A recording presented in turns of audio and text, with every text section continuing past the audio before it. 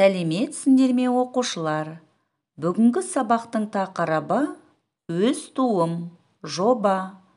Бүгінгі сабақта заттардың көп немесе біреу екенін ажыратып айтуды үйренесің.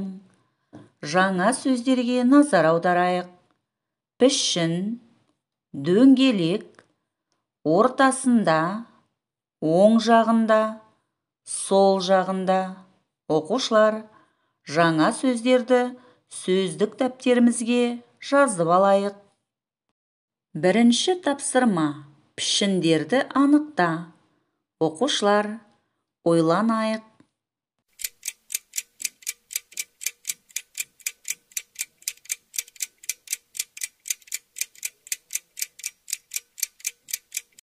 Пішіндерді қалай анықтадық? Бірге тексерейік. Бірінші пішін үшбұрыш, екінші пішін шаршы, үшінші пішін тік төртбұрыш, бесінші пішін дөңгелек. Оқушылар, сендердің де жауаптарың осындай болды деген ойдамын. Екінші тапсырма: сол жақтағы және оң жақтағы пішіндерді салыстыр. Қайсысы көп? Оқушылар, ойланайық.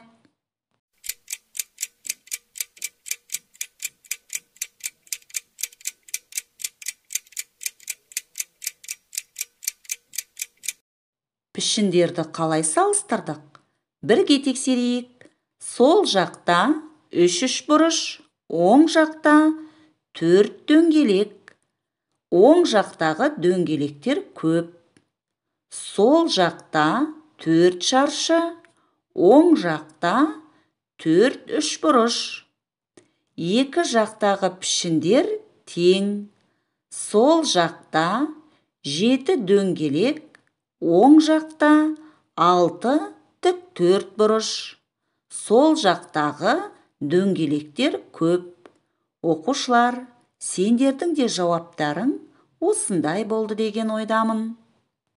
Үшінші тапсырма: пішіндерге мұқият қара, сұрақтарға жауап жаз. Оқушылар, іске сәт.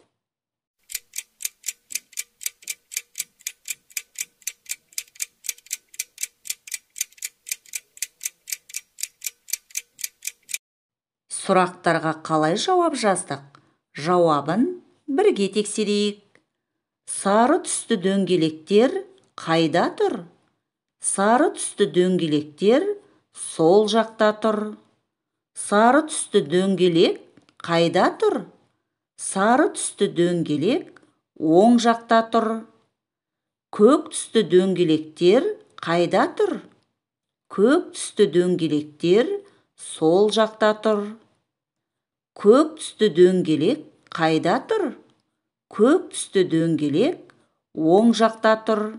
Оқушылар, сендердің де жауаптарың осындай болды деген ойдамын.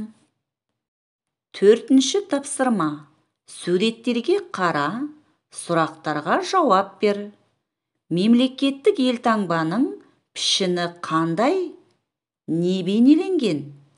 Мемлекеттік тудың пішіні қандай? Не бейнеленген? Оқушылар, ойланайық.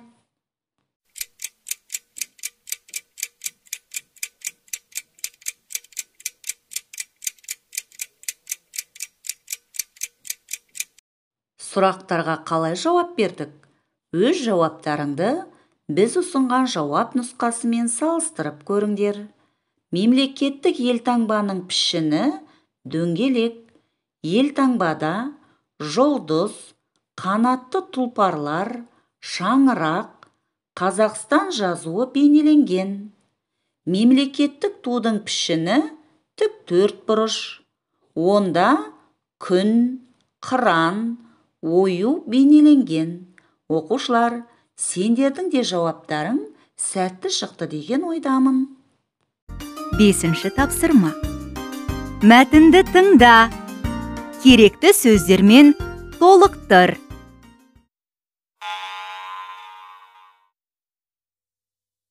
Қазақстанның елтаңбасында көк, және сары түс бар. Елтаңбаның пішіні дөңгелек.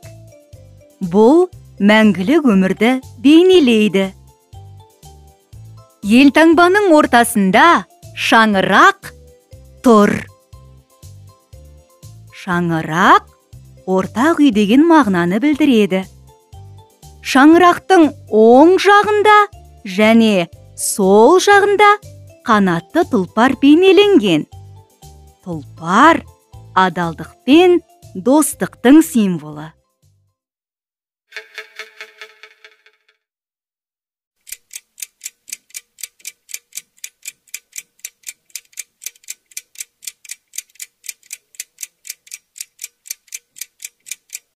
Мәтінді қандай сөздермен толықтырдыңдар?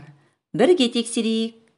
Қазақстанның елтаңбасында сары және көк түс бар. Елтаңбаның пішіні дөңгелек. Бұл мәңгілік өмірді бейнелейді. Елтаңбаның ортасында шаңырақ тұр. Шаңырақ ортақ үй деген мағынаны білдіреді.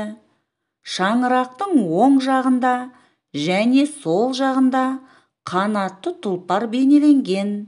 Тұлпар адалдық пен достықтың символы. Оқушылар, сендердің де толықтырған мәтіндерің осындай болды деген ойдамын.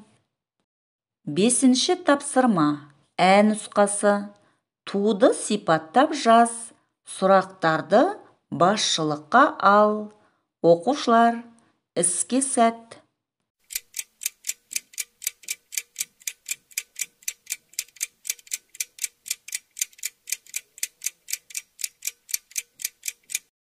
Туды қалай сипаттадық? Бірге тексерейік. Қазақстан Республикасының мемлекеттік туында қандай түстер бар? Қазақстан Республикасының мемлекеттік туында көгілдір және сары түстер бар. Тудың пішіні қандай? Тудың пішіні тік төртбұрыш. Тудың ортасында не бейнеленген? Тудың ортасында күн мен қыран бейнеленген. Қыран қай жерде тұр? Қыран күннің астында тұр. Ою-өрнек тудың қай жеріне орналасқан? Ою-өрнек тудың сол жағында орналасқан. Оқушылар, сендердің де тапсырмаларың сәтті орындалды деп сенемін. Бүгінгі сабақтан не үйрендік? Заттардың көп немесе біреу екенін ажыратып айтуды үйрендің. Енді жетістік баспалдағы арқылы кері байланыс жасайық. Бүгінгі сабақта барлықтарың білімдеріңді шыңдадыңдар деген ойдамын. Үйге тапсырма. 17-ші бет, 6-шы тапсырма. Диалогты толықтырып, жұбыңмен сөйлес. Оқушылар, сабақ аяқталды. Сау болыңдар.